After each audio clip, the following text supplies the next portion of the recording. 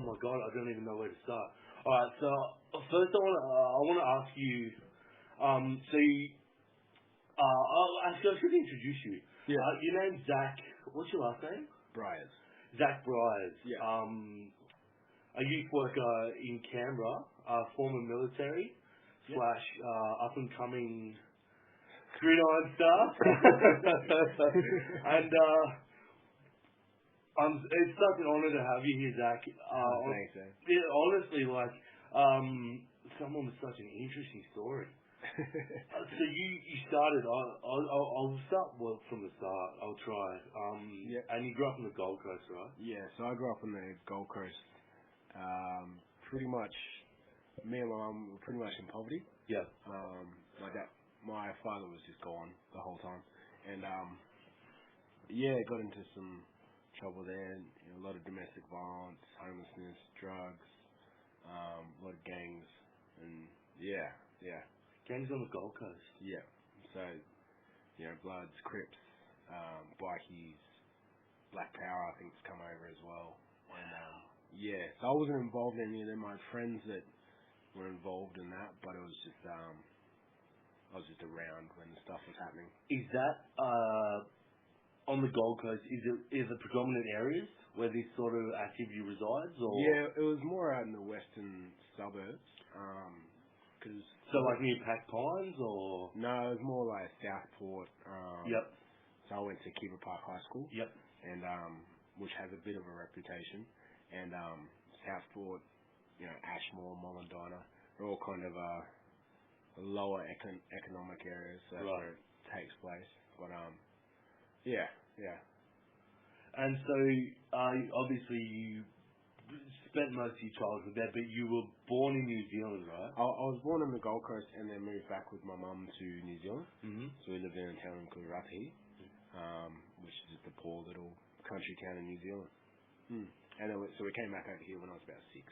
Right, there you go. How old are you, Zack? So I'm 26. 26, yeah. Right. Now, the Gold Coast, the gang scene, explain it to me. Is it so in my head when I think of a gang scene, I think of exactly how you said, the Bloods and the Crips and shootings, and if you get seen on your own when there's a rival gang near you, you're pretty well fucked.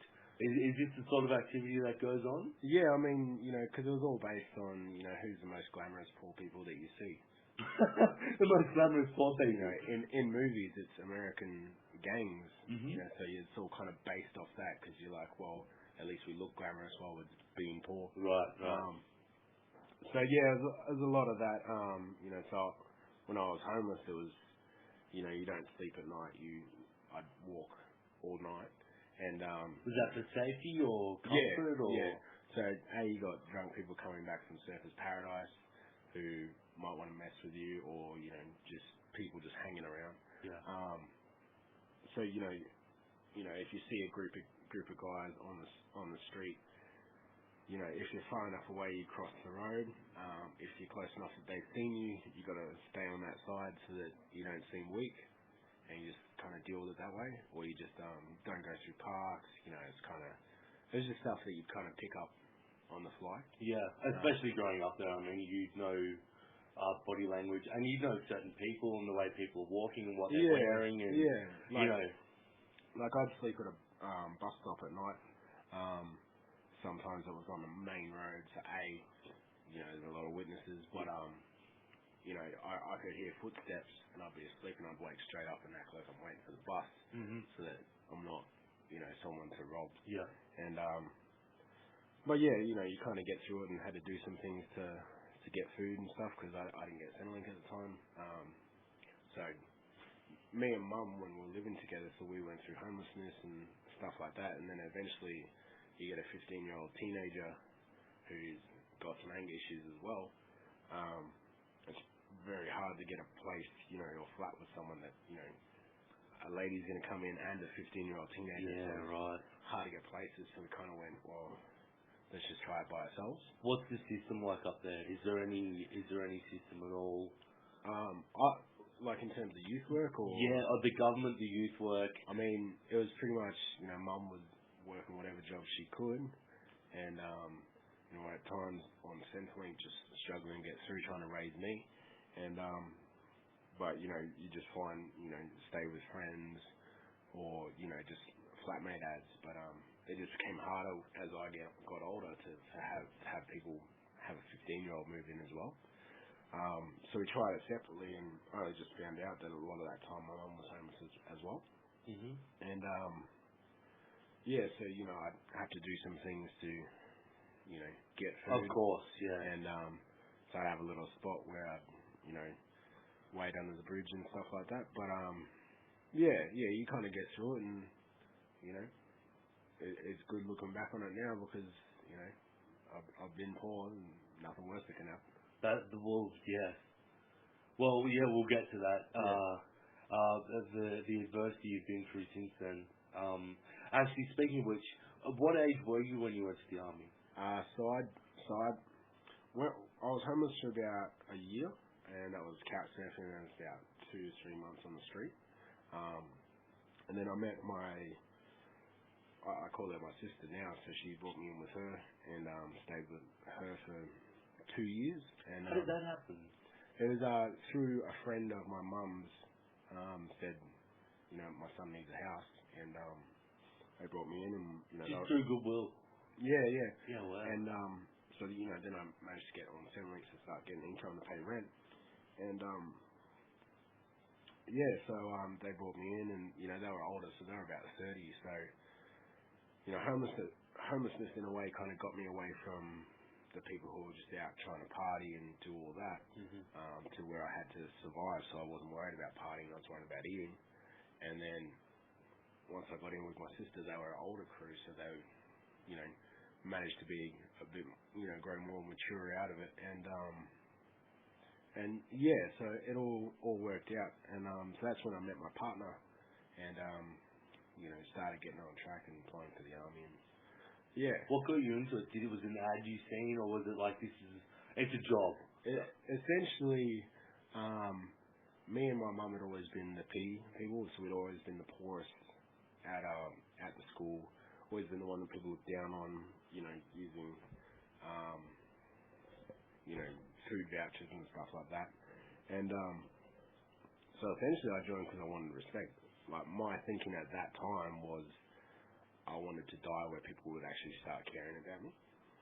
And that was my thing at the time. That obviously changed once I met my partner and stuff like that, but I was very fatalistic coming out of where I'd come from. Right. And but essentially it was just getting out of being poor. Like, I was working odd jobs, labouring and stuff, and no qualifications. So it was a way to steady my income, get me out of the Gold Coast scene, which is a party scene, obviously. There you go. So where you went off to training? Where was that at? So we did basic training at Kapuka. Mhm. So that was 3 months, and I hated it, but it's just the way it is. Then I did 11 months at Puckapunyal for employment training for cavalry, and so that was learning to drive ASLABs, all the weapons, and all the tactics, etc., and radios and stuff. And then I was posted to B Squadron 3-4 Cav Regiment in Townsville. Right. What year was that? That was 2009. I moved to Townsville. Okay, right. Yeah.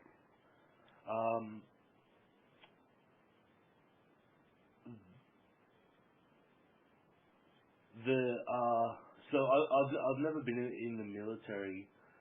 What would you say the community life is on the base at Townsville? Were you happy there? Yeah, it was.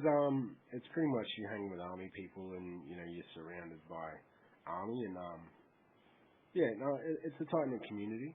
I mean, what I mean by that is it would have been very different to anything you had ever experienced. Yeah. What was that like? It was good at the time. There was it's good to get you through, especially the hard times. Once you get to the unit, you start doing exercises and going field all the time, and so it's a tight knit community, and it was a change from what I was used to. Of course, yeah. Yeah. Now you were posted. How long were you at Townsville? So I was there from 2009 until 2013. Yeah. Yeah, 2013.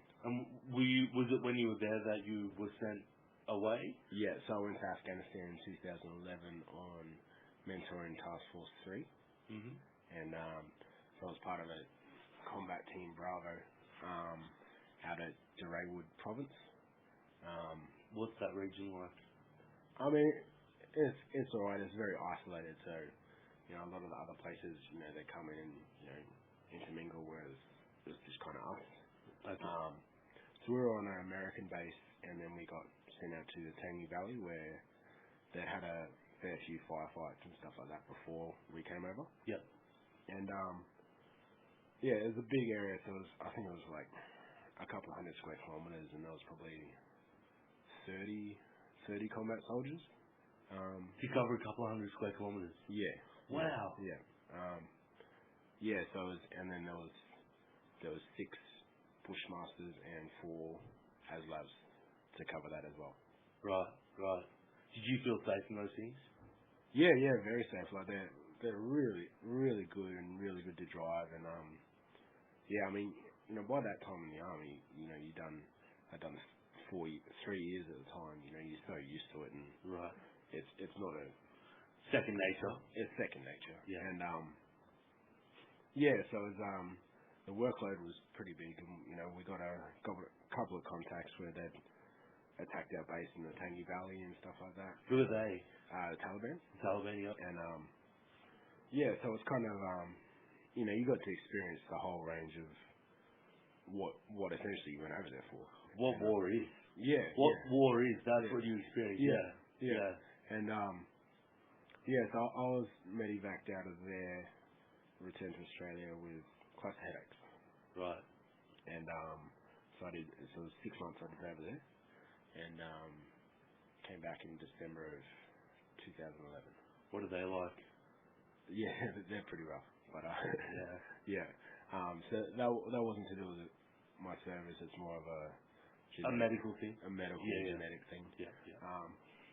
But yeah, so you know, the 6 months in Afghanistan, you know, it's hard to come back from because you get so used to, I guess you get too used to the danger. Mhm. And then you know, it's a high point in your life. You know, you're in Afghanistan, so coming back is, what do I do now? So coming back, acclimatizing back to Australian life and trying to settle down, I guess both mentally and physically, because you would have been so mentally hyper the whole time, on alert. Yeah. This is what we're doing. Not only have we been attacked, people in this region have been attacked. Yeah. And then coming back to, basically you came back to Townsville? Yeah, so I came back to town, so I went from, you know, worried about cleaning weapons and, you know, doing patrols and stuff to whether the dishes were done or, you know, changing nappies and stuff. So it was a big adjustment, and a lot of guys struggled. So you come back to a child? Yeah. Really? Yeah. All right. Did your partner have you the child while you were away? No, or? she had, my daughter was born in January 2011. Yeah. And then we did pre-deployment training, which was essentially about 6 months. Most of the time I was outfield or working late, so I didn't really see her for a bit. I saw her for like 43 days in that first 6 months, and then obviously going to Afghanistan, not seeing her as well. So even when we were there, it was just the workload was pretty hard to see her. That would have been pretty hard on a new family. Yeah. So they got through that, and then having to deal with me because you get, you know, while you're in the army, you're so obsessed with your goal, which is to go to Afghanistan, and so you dream about it, you think about it, you're like, yes, you know, that's what I'm working towards, and then you come back and it's done. Yeah. Like, you know, so I'd watch war movies, play war games, and read war books, and then I came back and it was over, and had to get a whole new hard drive of movies because they all were movies anymore. Yeah. Did You know, yeah. Yeah. So, Yeah. So you came back to Townsville, and did you go straight back on the base, or? yeah, so I was because I was medevaced out, I went straight to the doctors. Handover was pretty bad. They just gave me Panadol. And I was like, well, if it was Panadol helped, I'd probably still be over there. Yeah. And then I showed some anger when I was over there because when I was over there, I was saying it to the other boys. We're having dreams where we're just killing people, and you just feel it. It felt like a real dream, and like a real something that really happened because it was just so real. And a bunch of the other boys had it too, and I kept having that. You could do stuff to people, and you'd feel it in your body, so it's so real. And did they class that as PTSD? no, I mean over in Afghanistan they didn't really care. But when I came back, they started saying that I had anger problems, and I came back real angry because I was so hyped up, and so I ended up going to anger management and stuff like that, but I was still getting these nightmares, and all this stuff, stuff would just set me off. I'd just get super angry just at the slightest thing, and eventually I think it was in February of 2012 I was diagnosed with PTSD. Mm-hmm. And that's how my diagnosis came about. But Did they?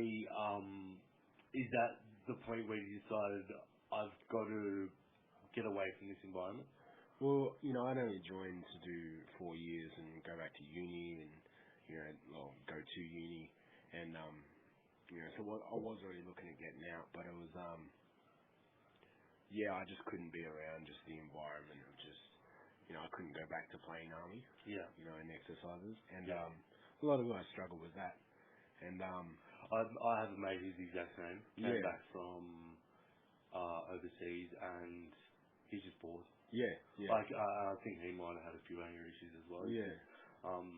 He's sitting there, doing whatever he's got to do after being away, and I think he beat his team more as well. And Yeah. just came back and just it's fucking boring shit out of it. Yeah.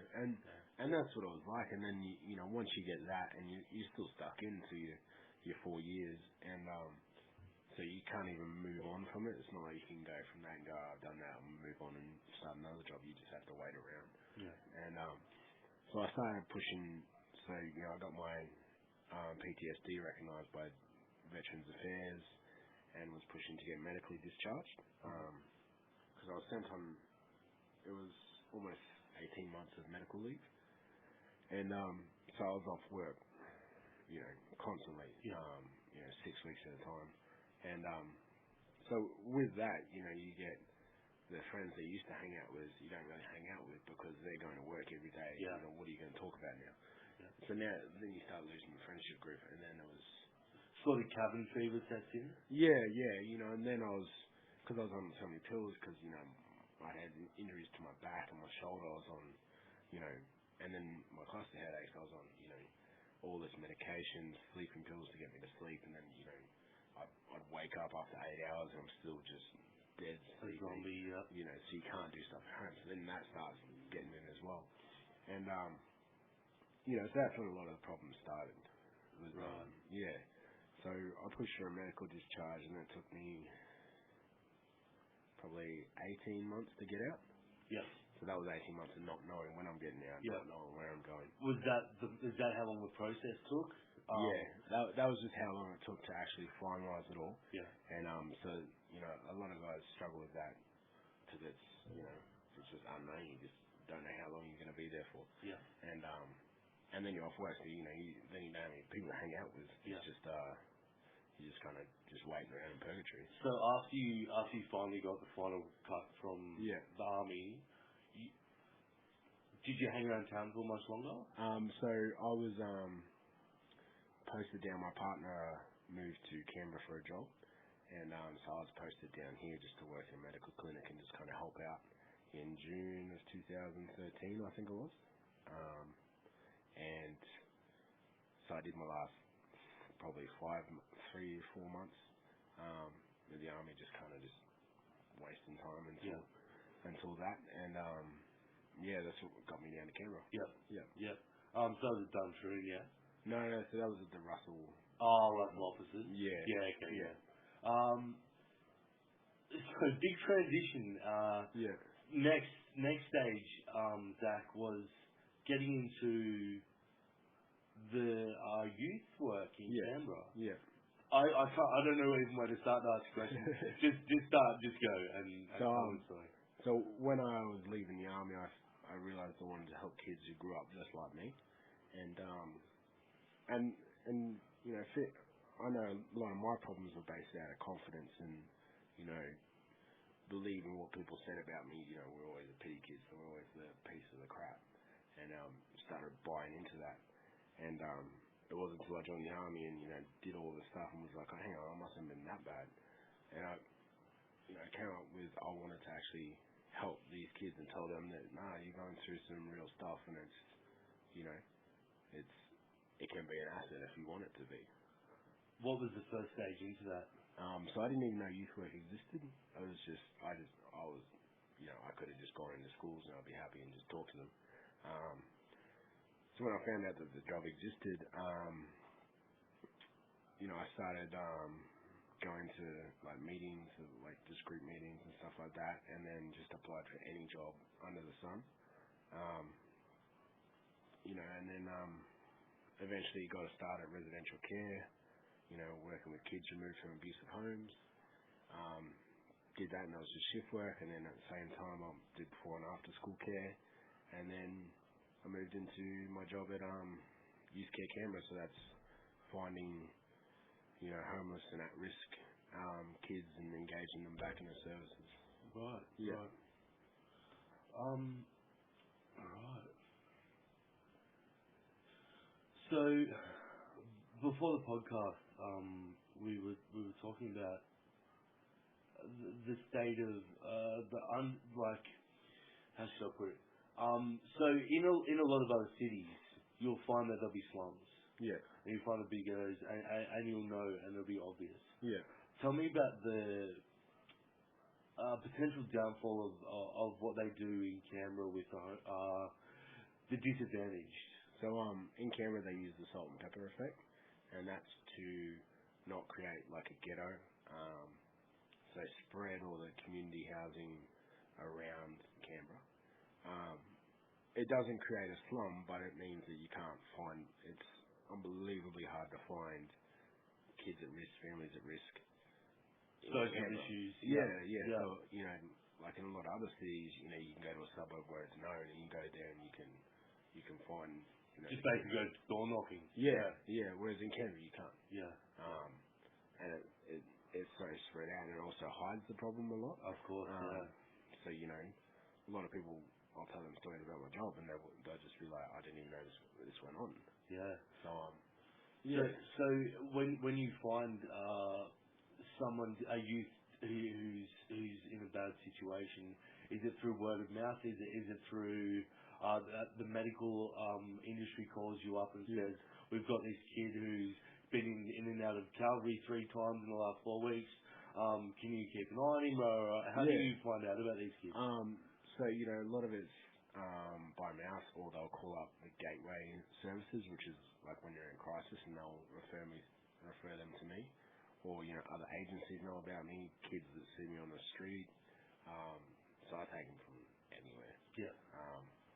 You know, and it's a good way to just find these kids, and, you know, then if they know someone who needs a hand, I can help them out, you know. So if say someone like me, or if I was a kid who needed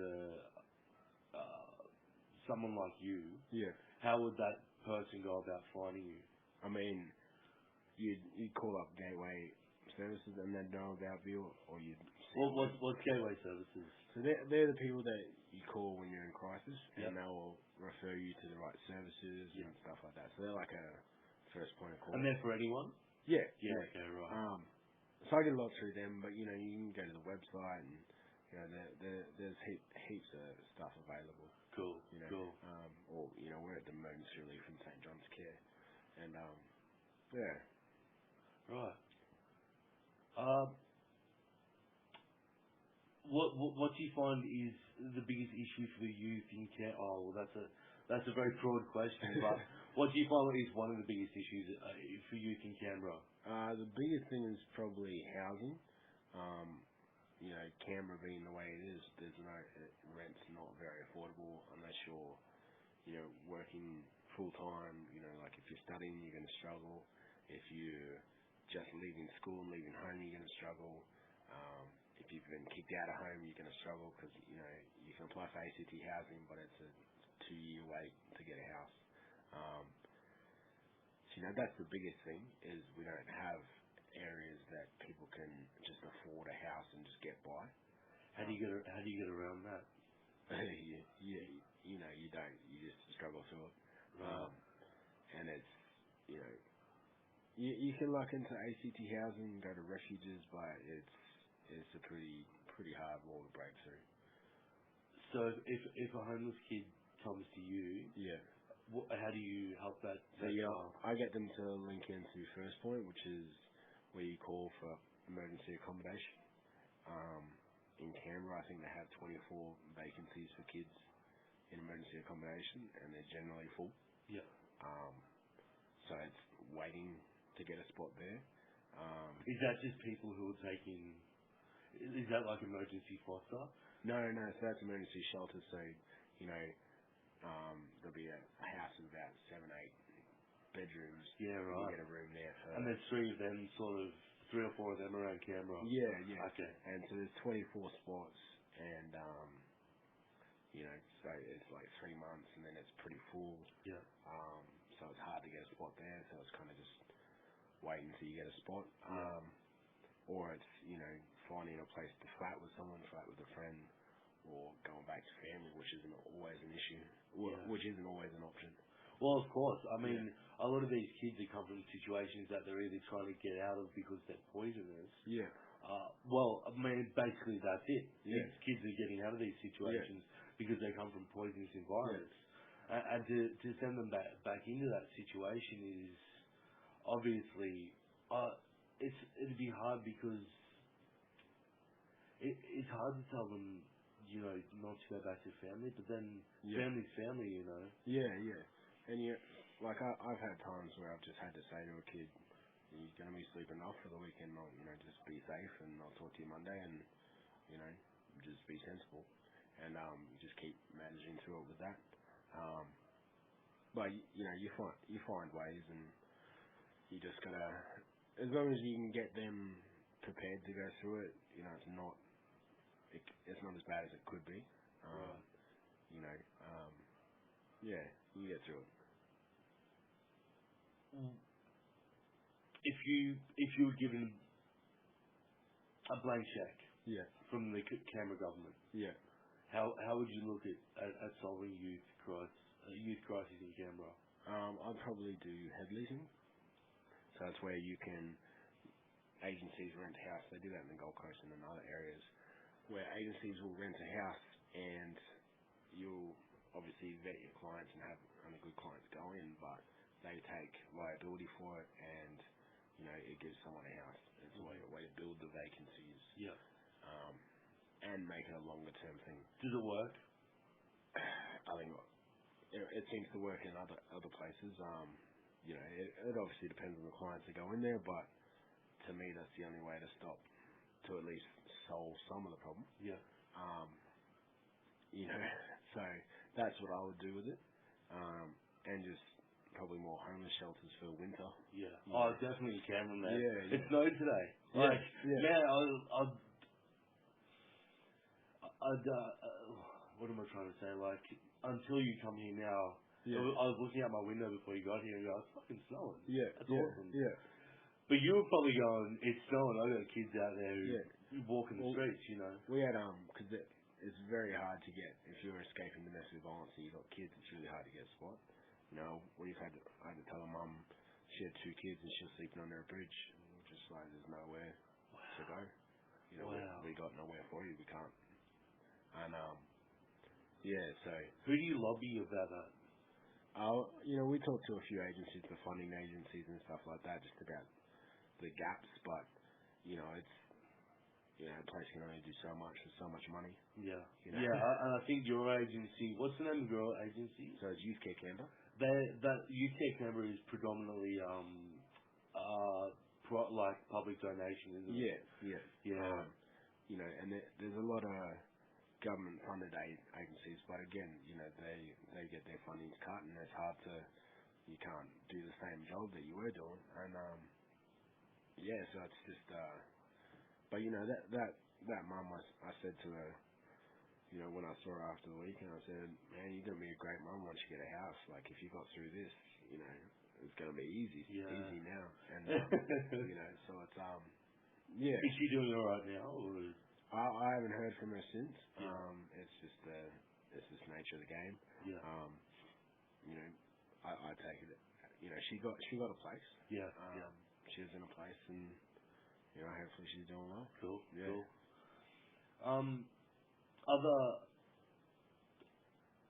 Are there other socioeconomic issues, like major issues with the youth in Canberra at the moment? Is there, Yeah.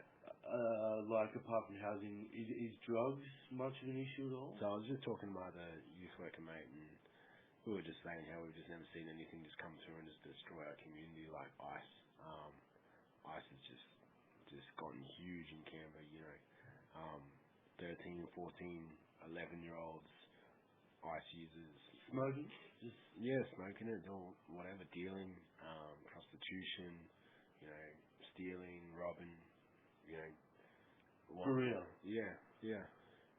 Far out. And, you know, we're kind of stuck because, you know, there's not much we can do when they're under 16. Yeah. You know, there's no emergency accommodation.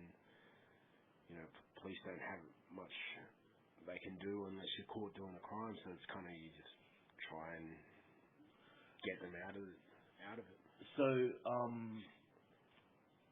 wow, that's crazy. So are these kids, are they going into the system if they get caught for this? Do they get juvenile time? Or? Yeah, I mean, you know, if they get caught doing a crime, they'll, you know, sometimes they'll go into Bimbury, and, you know, they might dry out, or they get into programs, or they get back into school, and, you know, that can sometimes be a good case. What do you find is the best thing to get these kids away from this? I've had the best results when I've, you know, talked to the kids that were in Bimbury at the time, and I've been able to make a bond with them. Yep. And, you know, some of them come out and they're doing amazing now. You know, then we've had, you know, another kid who's, I haven't had much to do with it because he's hard to find, but he was dealing drugs, and he's just decided that he wants to go back to school, and he doesn't want to go back to live with his parents, but he's living with friends, going back to school, doing a construction course, and, you know, so it's all relative. Like, he just made that decision on his own. Basically, it comes back to relationships. Yeah. Like, these kids form a bond with someone they trust. Yeah. And someone with a good can give them a good outlook. Yeah. And in this case, it's worst case scenario. They're in juvenile detention essentially. Yeah. Which I would think would be like putting them straight into what I would see as institutionalizing them. To me, would be as someone from an outside perspective, institutionalizing these kids would be the worst thing to do. Yeah. But in this case, it appears to be. Well, I mean, it's a way to get them, you know, off drugs, you know, cleaned out, so that then, you know, the workers, you know, the youth workers can come in and have that bond that's not, you know, that they actually. They still let them smoke. I'm not sure exactly what goes on there because I've only been to the visitation rooms. Yeah. But you know, that's not always an ideal case, but you know, sometimes it can work out in the best. Yeah. You know, so you know, but as I said, you know, that doesn't need to happen for it to be a good story. Yeah. Wow. So the ice epidemic in Canberra. I was reading an article the other day that said that since the start of 2015, which is 8 months ago, the car thefts have gone up by 80%. Yeah, and the crime's gone up. A lot of shootings, a lot of stabbings that happened in the last couple of months. Do you think that's ice related? I would say so. You know, it's a big deal to do that to someone unless it's not for you know, something that's worth it. Yeah, you know, right. in their eyes. Yeah, right. Yeah, because I've been thinking about it a lot, and I just thought like I didn't know it was that big a deal. I always blew it off and was just like I don't know anyone. Like I don't know anyone in my group, and I don't know anyone who knows anyone. But behind the scenes, it's like I mean, you know, a lot of kids say, you know, there's just nothing to do in Canberra, so you just hang out in the park and then you get around these people, and you know, so it's and to me, a lot of it is just kids just trying to fit in, you know, lacking confidence and boredom. and just try something new, and you know, I found like a lot of my kids, like you know, one of them, she had lowest confidence and she did all this stuff for drugs, and heard her say, you know, she was talking to her dad while I was there, and you know, he said, you know, you've done this, you're doing good, and she said, yeah, that's because I'm awesome, and I was so proud. Self-confidence, man. Yeah, she has that self-confidence, and the stuff she's been through, and you know, like I took her to an interview for a job, and she was freaking out and going, you know, what if they don't want me? And I said, well, that's fine, we'll just go next door and ask them, and we'll go next door and ask them, someone will say yeah. Yeah, cool. And then she was like, all right, cool. Well, Did you get the job? yeah, she got the job. Nice. She's gone back to school now though, and started an apprenticeship in hairdressing. And yeah. So to me, confidence is the biggest thing. Like self-confidence, self-esteem is what leads to it. And you just get in their ear, and you're like, Yeah, you can do it. I mean, my biggest thing is, you know, what their dream job is, and then you work back from there. Yeah, so right. As long as they have a goal to work towards. Yeah. You know, like that was a lot of my problem when I came back from Afghanistan was I didn't have a goal anymore, so I was just kind of lost. And then when I started youth work, I had that again, and I was just like, you know, it was the same when I started football. I had that, and I was focused. So everything around me didn't matter because I was working towards something. And to me, if you can get a kid doing that, they're focused on what their dream job is, and you know, it gives them some semblance of control. So what got you into the football? So when I was leaving the army, I was feeling like I wasn't really worth too much, and I wanted to kind of prove to myself that I was worth something. So I'd never done gridiron before, and set myself a goal to, having never done it before, make the Australian team in 18 months, and that was what motivated me to do it, was just to prove that I could. Yeah. Yeah. And how long ago was that? So I think it's 24 months ago now I started playing. And where did you start? Which team did you start playing for? So I started playing for the Wildcats. That's Gungahlin, yeah? Yeah. And then I represented the ACT in the Australian Gridiron League. Yep. And then so my goal was 18 months in the Australian team, and we went to training camp, and I made the Australian team in 17 months. Wow. Yeah. You beat your goal by a month. Congratulations, man. So, that was a lot of work, and you know. So you're a linebacker, yeah? Yeah. So you're quick as fuck. Oh, I try. Your job as a linebacker is to chase down the quarterback, yeah? Chase down the quarterback, anyone with the ball. Yeah. You know, that's on the defensive side. Yeah. Right. And so what got you into that position? What do you like about it? That was just I wanted to hit people, and it was just the goal that I essentially just picked a position, so that's what I want to do. Yeah, cool. Make the Australian team out, and you know, to me, if I hadn't made the Australian team, there was no downside to it. I'd just get fitter, make new friends. Yeah, right. So you know, just go for it and see what happens. So with the getting back to the state team, how did that come about? So they have I think it's every 2 years they have the National Gridiron League. Yep. So where the states play for the national championship. And so did you go try out for that, or were you picked, or? Yeah, so we'll pick for that out of the ACT Gridiron League, and so we'll pick for that, and it was like a 2-game series, and we didn't do too well. Who did you play? New South Wales? We played New South Wales and Queensland. Right. Yeah. Right. So we took some pretty heavy losses playing that, but and then I was invited to do a tryout for the Australian team in Sydney, and managed to make it. Nice. But, Are you the only one from Canberra who made the Australian team? no, so there was two others. Yeah. So two offensive linemen. So they were from the Woden Valley Gladiators. Okay, right. Yeah, yeah. Right, there you go. So, you went to the United States, yeah? Yeah. So we played the World Cup in June. June, July. as in like last month? Yeah. Yeah, right. Yeah. So and I think we're the most successful Australian team to ever play in the World Cup. Where was that at? In Canton, Ohio. Right. So we had a record of 3-1. So we beat Korea twice, beat Brazil, and lost to France. So we came fifth in the world. Wow, fifth in the world. Yeah. Congratulations. How's that? How'd you go? I was alright. Like I had very little experience, so I was just kind of a backup and just kind of filling the numbers. But you know, I did what I could. Did you get some big hits in? No, unfortunately I didn't. Yeah, you know, it was just good. Like the other linebackers were just amazing athletes. So Yeah. just learning from them, and you know, we were just a real tight knit group. What were the Koreans like? Were they big like you guys? Was it? Yeah, they're about the same size. They're new to football though, so they're still learning some stuff, and you know, it's a very technical game. Yeah. And so they were still learning.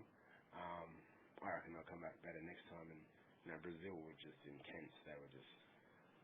You can smoke in here if you want, man. Oh, okay, yeah, no worries. Alright, yeah, so, I'll just come back. Yeah, cool, bro. So easy. Where's that at? So you can use there or you can go inside, which is... Yeah, it's fine, chat if you want. Yeah.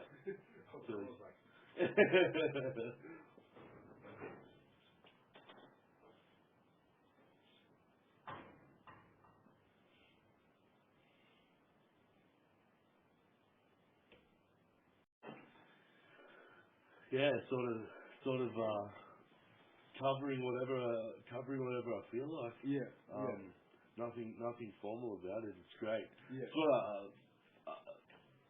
love with the freedom of podcasts, you know. Yeah. Yeah. So the very technical game. It is like so.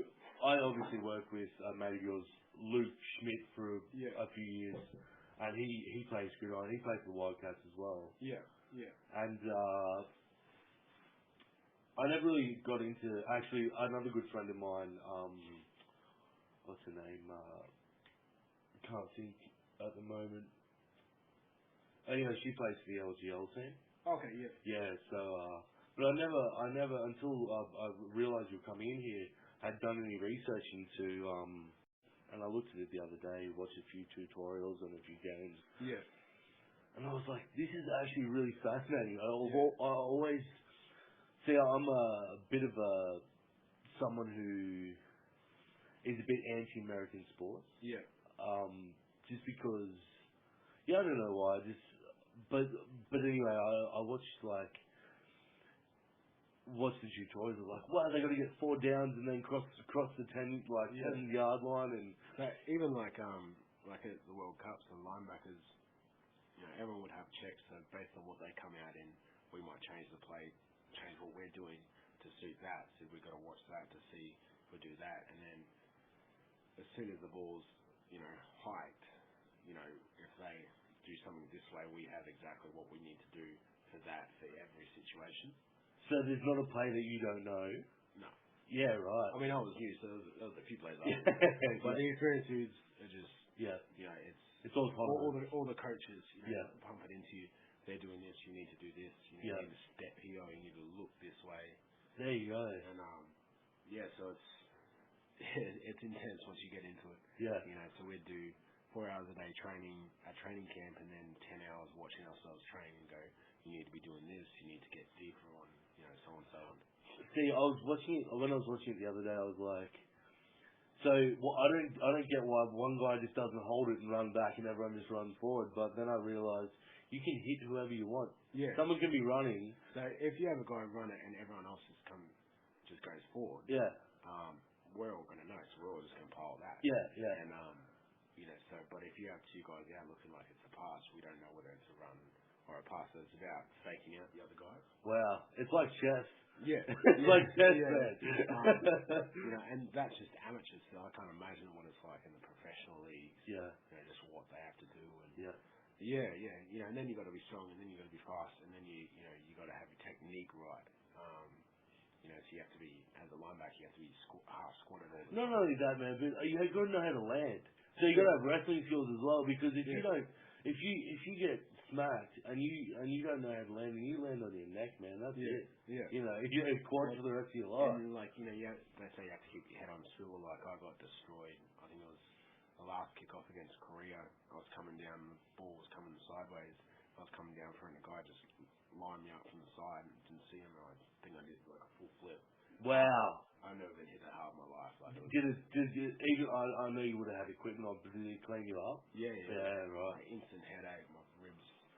Like I bruised my ribs 3 days in the training camp. So I played with that the whole time. Yeah. And hit me right in the ribs, and I was just messed up. Yeah, mate. Yeah. I've watched those sports science things where they get like people to do their sport, and you just like, you get hit by someone running, 18 k's an hour, and they weigh 110 kilos, and they hit you, and they put all their weight onto like their shoulder and hit you. You're fucking getting fucked up. I mean, that's with pads. You don't hesitate. Like, you go to drive through someone, whereas without pads, you got to hesitate. You got to use the technique to get them down. Whereas you can just fly into someone with your head and shoulders. And not care. Yeah. Well, I don't know much about gridiron, but I know a lot about boxing and boxing, and not just and MMA as well.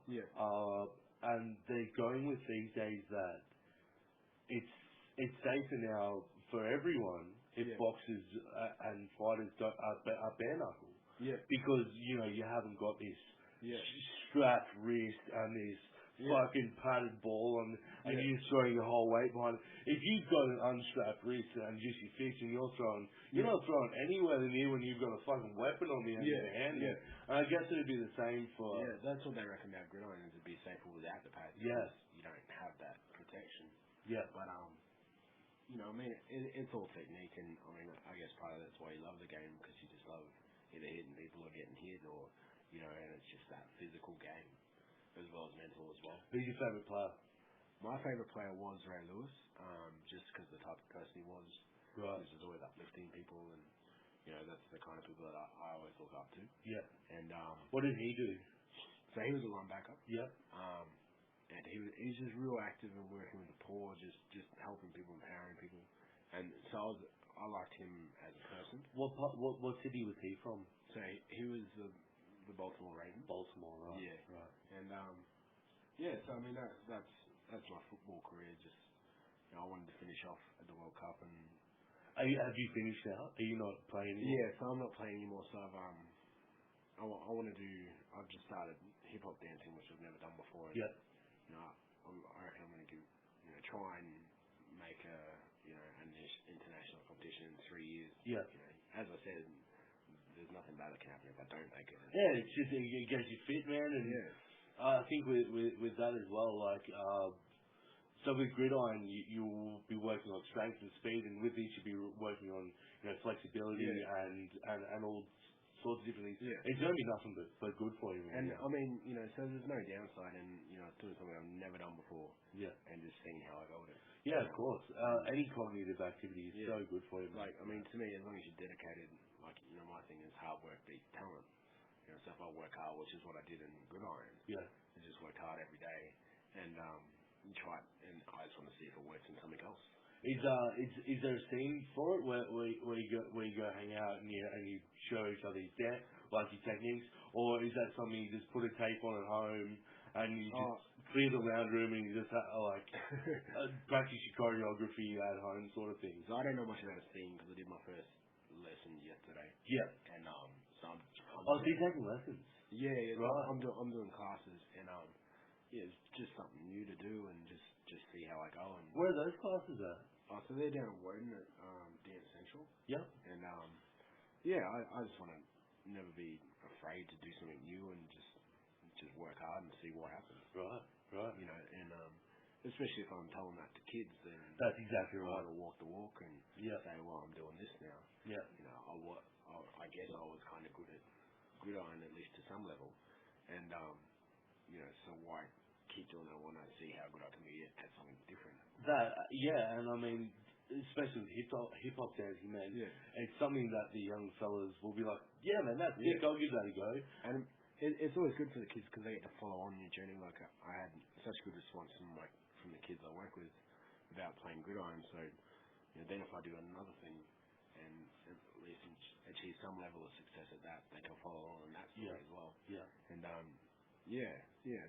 So what's plans for future Zach in terms of everything? Well, we'll start with youth work. Yeah. What's plans for the future? I mean, it's just working hard. I just want to see my kids come out good. Like, I mean, I'd like one day some kids that I've talked to and hopefully help in some way become prime minister or, you know, Yeah. because I think they're the people that know the most about the community and, you know, should be the ones making the decisions that come from the bottom.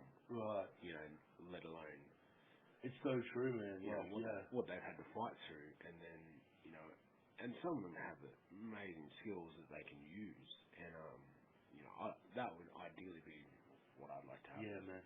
Someday, a kid I've worked with, you know, changes the world, you know. Yeah. Right. Yeah.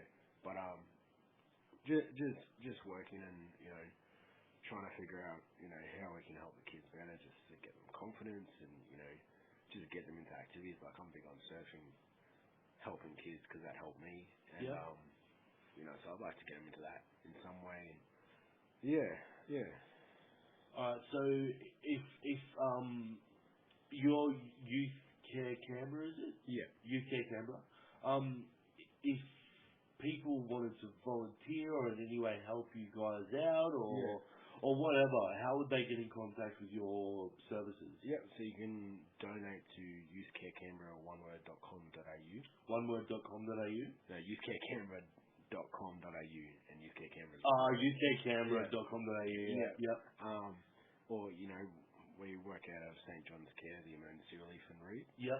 And, you know, so we, you know, St. John's Care do lunches, you know, the first Friday every month, where we just get a bunch of people who are just struggling, and especially when you get the older pensioners and stuff who really struggle. Oh, yeah. Oh, man, that's a big one. Yeah. So, you know, a lot of them, it's their social, you know, they just come down and just talk to people and, so, you know, they do a few events. I think we've got a fair coming up. We're going to try and get a half pipe there for skateboarding. And, Where's that at? So it's the parish fair in St. John's. So do you have a date at all? I think it's 17th of October. Right, cool. So, you know, I think we're going to try and get a skate half pipe there and just try and kind of get kids into, you know, whatever sport or, you know, whatever they get interested in. Because to me, if you can just be around positive people who help you out and have a good friendship group, then... Yeah, oh, man. Good friendship group. Like, even, I think, a positive, surrounding yourself with a positive environment in any way. Yeah. Whether it be a friendship group, whether it be a community group, whether it be your workplace. Yeah. You surround yourself with positive things. Yeah.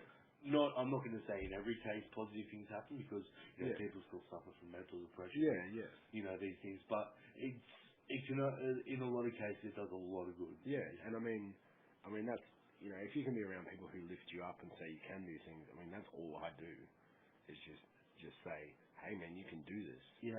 If you have friends that tell you this, then, you know, that's better than friends that are going to last longer. Yeah. You know, that's what I'd like as kids to just be in sport, just something where there's positive people who are lifting them up. Yeah. There's not too many positive, you know, there's not a lot of positivity out there these days. Yeah, there's a lot of arseholes fucking dragging people down, man. Yeah. Even if it's just for their own self-worth. Yeah. Yeah, no. There's a lot of negativity in the world, and, you know, so as long as they don't buy into that and there's just people just lifting them up, then, you know.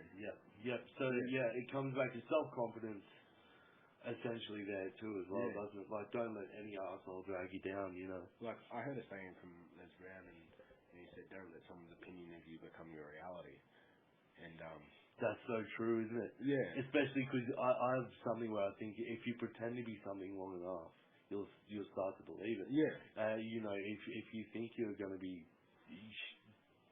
awesome long enough, you're eventually going to become, awesome. Or if you get down and think you're going to be shit, that's what you're going to turn into. Exactly right. Like I say to a lot of the kids, I'm like, they should live their life like they're the most important person in the world, and they have the most effect, because the alternative is that you're here to make up the numbers, and it's just depressing. I'd rather live my life like that. Yeah. If you want to call it ignorant. I'd rather think that I have some say on, what my world turns out like, what my family's life turns out like, what my personal life, career life turns out like. And if I don't, I'd rather believe that I do. Yeah. Yeah, there you go. But I mean, so, like, for me, like, my next goal is, like, I'd love to climb Everest one day. Really? Yeah. That's cool, man. Yeah. That's cool. Like, I mean, to me, if someone else can do it, then I want to have the belief that I could do it in anything, and I think everyone should have that mindset. I think that as well, but I think just climbing, like, being out in nature, especially in such adverse situation like that, where you're walking up a fucking mountain, man, where you're walking past where people have died and their bodies are still there. You're in a situation where nature just does not give a fuck. And to put yourself into a situation like that, it's just got to be one of the most uplifting, like, this is really fucking living sort of mindset. Well, to me and with my daughter, like, my whole goal, so why I did football, why I'm seeing how I can go with hip hop, and then eventually would like to climb Everest, is to show my daughter that she can do anything she wants, and that's cool. The worst that can happen on Everest, at least my daughter, if the worst does happen, if I did eventually one day do it, she can always say, well, he's up there looking down on me, and I literally am, and she can always go, well, you just don't be afraid of death, you just go for what you want in life. Did you see that they made I think it was a Japanese guy? Yeah, I'm pretty sure it's a Japanese guy. Was the first person ever helicopter lifted off the top of Mount Everest. Yeah, no, I did see that. Did you see that? Yeah. It's just I was like crazy. They're going to new limits now, because I mean, like, with the thin atmosphere up there, you wonder how they even get a helicopter. And like, I've watched documentaries, and it just looks like just that feeling you get. Like, I remember the feeling when I said my goal for football was to make it in 18 months, and people were just like, you're dreaming. Like, you're full of yourself. And then the feeling when I told them I had done that was just like, Yeah, fuck you. Yeah. I've done it. Like, and you thought I wasn't going to do it. Yeah. And I just imagine that Everest, all you go through, would just make that feeling just amazing. Yeah, man. Just being up there and looking down at the whole world. To me, it's I'd rather live life like that than be hesitant about what could happen. Yeah. There you go, Mount Everest. It's something I never. It's something you watch on like a documentary. Yeah. And you think people do that, but you never. It's something that I would never think. Like, I'll give that a go. Yeah. But to me, I like the mindset. If someone else can do it, then you can as well. Yeah, why can't you? Yeah. And, so true. And a lot of kids I work with don't have that mindset. They don't have that, how can I get a job when I'm just this, I'm a junkie, was what some of them said to me once. And I said, well, look at what you're doing to get money. You have the skills, and, why can't you do that? They're doing these. What makes them more special than you? Oh, so essentially, you said to him, like, essentially what you're doing is a business. Yeah. You've got that in you. Yeah. Why couldn't you do anything? Yeah. Sort of thing. Like, that's so true. Yeah. You got all this talent, you're just using it the wrong way. Yeah. Imagine if you put all that effort into something positive. Yeah. Right. And just the stuff that they've gone through, and you're like, why aren't you? What makes this person who's got a job and stable more special than you? Yeah, that's a big thing, man. I think like when you worked in a company where there's like 10 different tiers of management, Yeah. and you see some people 3 or 4 tiers above you, Yeah. and you think, you know, what actually makes, you know, a difference Yeah. between me and you? We're both humans. Yeah. We both wipe our ass. Yeah. You know, we both go home to our families and close our fucking curtains, and Yeah. Yeah. you know, everyone's a human being, and but that being said, dude, there are some people who are really, really right down the bottom. Yeah. And it's going to take a lot of work to pull Yeah. themselves up. And I mean, you know, it's like I said to that woman, but once you get there, you're going to be unstoppable. Yeah. You know, like if you're, you know, some of these kids are struggling with housing, you know, but they're still going to school, you know, it's like, well, once you get housing, nothing's going to stop you. Yeah. Like, you know, all the stuff they had to fight for, you know, like I had to fight for a lot when I was a kid. Yeah. Yeah. And I wouldn't change a thing. You know? Oh, of course, no, it's amazing who you are, right? Yeah. Yeah. And so I chose to use that as an asset. Like, you know, what's the worst that can happen to me? I'll be poor. I've been poor before, you know, and I made it. And so what's the worst that can happen? Yeah. Yeah. You know, Yeah, when you start at the bottom, man, and it doesn't scare you. Like, Yeah. you know, I've been there, you know. Yeah. So I'm going to put everything on the line to make my life better, because Yeah. if it doesn't work out, I've been there. I'm not scared of that. I'm not scared of that place. Yeah. The worst day of your life. That's so true, man. I never Yeah. thought of it like that. Yeah. That's so true. So like the worst day of your life is always followed by a good day. Yeah. Because the next day is not going to, if it's exactly the same, then it's a better day because you're used to it from yesterday. Even if so, just that same on its own, the worst day of your life is the worst day of your life, right? Yeah. So of course the next day is better. Why can't Yeah. the next day after that be better? Yeah. You know, because when you got that to reference, you know, like I've been crazy poor. Yeah. So Yeah, everything comes back to perspective, definitely, yeah, man. yeah. Definitely. So once you got that perspective, you kind of just go. Yeah.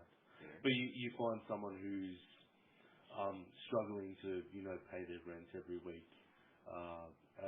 You know, basically their expenses are 90% of their income, Yeah. and that's the sort of family they come from. But they've Yeah. always been middle class sort of people. You know, they think, oh, this is the worst way to live, man. Yeah. I have, you know, make $800 a week. I have $700 worth of bills come straight out as soon as I get paid. Yeah. Rah rah rah. And they think they're the most worst off people, but you're looking at those sort of people and going, you're doing alright, man. Yeah. You know, you're doing alright. I've seen worse, and you do see worse every day. Well, to me, it doesn't matter what you get paid as long as you're doing something you love. Yeah. Like, I'd do this job for free. Yeah. So as long as you got that, then your life's doing pretty good. As long as you're doing something you love, Yeah. then what more can you ask? It'll all follow on from there.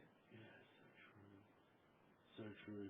But I mean, to do what you love, you've got to be making enough to be comfortable at home. You know, otherwise, if you're not making enough to be comfortable at home, you're then focusing that energy on what you love into just getting through the fucking day. Yeah. Through getting from paycheck to paycheck or fortnight to fortnight. You know what I mean? Well, put it this way. So my mum's, she was working for the SES in their IT department. Yep. And she hated her job. She hated it. All the people that were there didn't hate all the people, but just the environment. Yep. The environment was just really bringing her down, and she wasn't happy. But she was earning enough. She had a nice apartment, and she said to me, she said, you know, my dream job is to work with horses. She's never ridden a horse. She just work with horses. Yeah. She wants to work with animals. And I said to her, I said, well, why don't you move and do it? You know, and you know, I said, you know, what's the worst that can happen? You've been poor, and so she quit her job, packed up her house, moved to Melbourne, no experience, did a vet nurse course. Wow. And now works with horses. Wow, actually? Yeah, yeah. Wow. And I mean, she still struggles paycheck to paycheck. Yeah. But she's doing what she loves. Yeah. And she loves it. Yeah. And so she automatically thinks her life's better than where it was in SES, where she wasn't happy, but she was, doing something she hated. Whereas now she's doing something she loves, and she's like, well, if this is how it's going to be, then I'd rather do this than be a millionaire. Right. That's so inspirational, dude. Like, yeah, that's crazy talk. Like, coming from a place where I see people just get stuck in it. Well, I've been stuck in my job for 6 years. Yeah. I'm not going to say I don't like my job because people who I've worked for probably don't listen to this. I love my job. But it gives you a new perspective, doesn't it? Like I mean, she went when she first moved down there. She went through heaps of periods of homelessness. Yeah. And there wasn't much I could do, but I was saying we've already been homeless. Yeah. This is nothing new. And it kept her pushing, and she eventually broke through, got a house, started working with horses. Got a diploma in vet nurse or whatever. Yeah, so she's a vet nurse. She hasn't finished it because she's gone through chemotherapy at the moment for cancer. Right. And but she, from where she's come from when she first moved down there, she's still doing it, and she still doesn't regret it. Yeah. And like I had this conversation with my partner, and her dream job is to be a psychologist, but she doesn't. She'll take a pay cut from the job she does now, where she's not happy. And I'm saying, it doesn't matter if you're doing your dream job. Yeah. Like, it's, that shouldn't matter. Like, if you don't like your job, and let's say your job's 50% of your life, and you don't like it, then 50% of your life is bad. Not even taking into account your personal life. So at least if your job's good and you love your job, you got that good point. It's so true, isn't it? Yeah. So true. Like, and my mum always taught me, if she was having a bad time at work or she didn't like her work, she was like, I back myself to be able to get a job. I back myself to get through. When she first moved to Melbourne, she was doing painting and, labouring and stuff like that. And she's 50. Wow. But she was like, I can get through it. I've been through worse. And, so, when I left the army, I had no qualifications in youth work, but I just backed myself and said, I can do this. And you put yourself into situations where it was helping you. You were going to those youth groups where you're making a name for yourself. Yeah. People were seeing you. People in that industry were seeing you. Yeah. And I imagine that all would have been voluntary with no pay. Yeah. And you would have probably, this is just an assumption, taken some kid under your wing at some stage, and everyone would have seen that. So what you done there was, that's not, I've got no qualification, whatever, but you've then put yourself into a situation where it's going to get you where you want. Yeah. And it's, like I'm still, up until a couple months ago, I was working 3 jobs at the same time. I loved all 3, like after school care with school kids, doing residential care like casually, and then doing this job. I love all 3 of them. Yeah. So it's, I love going to work at all 3 of them. Yeah. And is it because you got full time where you are now? Is that full time, and just the workload's pretty big, just in terms of the hours and stuff like that don't really line up, and then also seeing my kids. Yeah. Yes, of course. But like it's all just examples for my daughter, just to say, just back yourself. Yeah. Like I've never been, due to my mum's teaching, and she said, never be scared to change your situation. If you're unhappy, then don't be scared to change it to make yourself happy. And what's the worst that can happen? If we're poor, as I said to my mum, you've been homeless before. Yeah. We know what to do and get through it. This has been draining, man. It's been draining for me because you're throwing so many curveballs at me that I've never seen. Like, I've never been in that situation. I've never been below middle class. And so, I mean, it's all perspective, though. You get people that experience more than me in Afghanistan and stuff. And I think once you start comparing yourself to others, it gets a bit disheartening. But like, everyone's bad day is still a bad day. Yeah. It doesn't matter where you come from, what it is, but it's still a bad day. Yeah. So it's, but as long as you're comfortable with what that taught you, as long as you learn the lesson that it taught you, you should be learning the same lesson. Yeah. Fucking hell. Like, when I first came out of the army, I had to get confidence in myself, and where I come from, and confidence that what I'd experienced, made me who I am. So I don't regret anything I experienced. Of course, yeah, man. So once you get that, I see my childhood as the best childhood, and once you get that, you get confidence in yourself, and you just start going, I can do this. This all led to this point.